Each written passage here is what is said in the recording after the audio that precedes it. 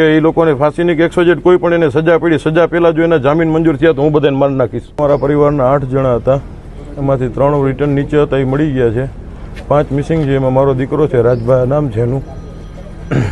બીજા મારા એક સાઢુભાઈ છે, એક એમનો દીકરો છે, એક એના મોટાભાઈની બેબી છે અને એક એમના સાડા.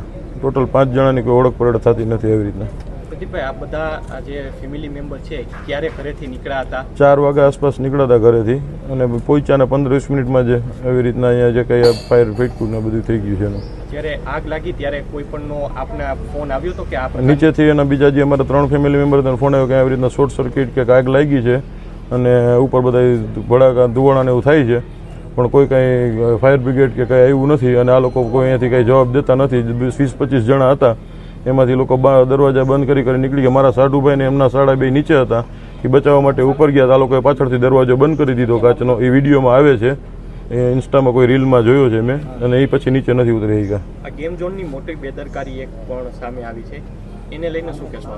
બેદરકારીમાં એ લોકોએ બીજા માળે 2nd ફ્લોર ઉપર 1500 લીટર ડીઝલ, પછી એની જે ગોકાર્ટ આલે છે એમાં વાપરવા માટે કંઈક 1200 કે 1300 લીટર પેટ્રોલ, નીચે જે વેલ્ડિંગનું કામ ચાલુ હતું ને ઉપરનો ફ્લોર એને ચાલુ કરી દીધો હતો. એની હારોહારી વેલ્ડિંગનો તણખો પડતા જ એ બ્લાસ્ટ થયું છે સીધું, અને કોઈને બચવાનો મોકો નથી મળ્યો. 45 સેકન્ડમાં આખું બધું છે ને એ બની ગયું હતું. બીજું 4 વર્ષથી કોઈ એની ફાયર એનઓસી નથી એકઈ જાતની, અને 99 રૂપિયાની લોકોએ સ્કીમ રાખી હતી તે દિવસ. તો 99 રૂપિયાની સ્કીમ માટે જેની જરૂરિયાત છે એનાથી ડબલ પબ્લિક અંદર હતું.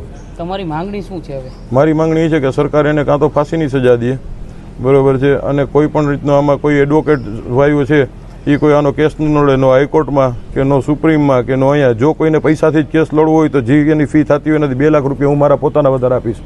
બીજું મારે કોઈ સરકારી સહાય જોતી નથી. મીડિયાની હાજરીમાં મને જે સરકારી સહાય મળશે, જેને જરૂરિયાત છે એનું આપી દઈશ. બીજું જો આ લોકો એકઈ જાતની એને સજા પડી કે એ લોકોને ફાંસીની કે 100 કોઈ પણ એને સજા પડી, સજા પહેલાં જો એના જામીન મંજૂર થયા તો હું બધાને મારી નાખીશ.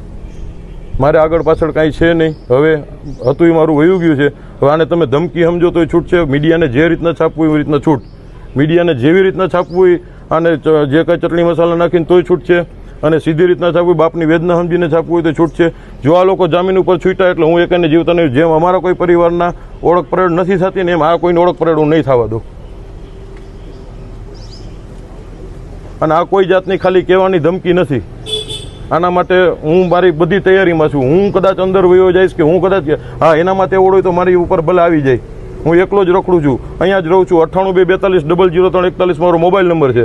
પેડક રોડ ઉપર મારો ધંધો છે, બરોબર. જેને જ્યાં મને અડવું અહીંયા અડી જાય, નહીંતર હું કોઈને મૂકીશ નહીં.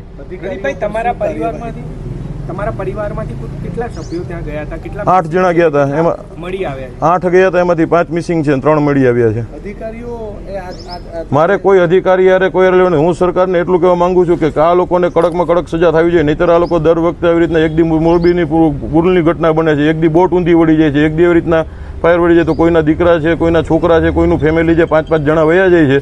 છતાં એવી કઈ વસ્તુનું એક્શન લેવાતું નથી. અને હવે સરકાર એક્શન ન લે તો હવે પબ્લિક એક્શન લેશે. હું તમને લઈને દેખાડીશ. જો એના જામીન મંજૂર થાય, બરોબર છે, અને નો હું પૂરા કરી દઉં તો હું મારા બાપના પેટનો નહીં. તમારે જ્યાં છાપવું હોય જેવી રીતના છાપવું, અને ધમકી સમજો તો છૂટ છે, અને વેદના સમજો તો છૂટ છે. હું કોઈને મૂકીશ નહીં જો આમાંથી કોઈ જામીન ઉપર છૂટ્યા તો.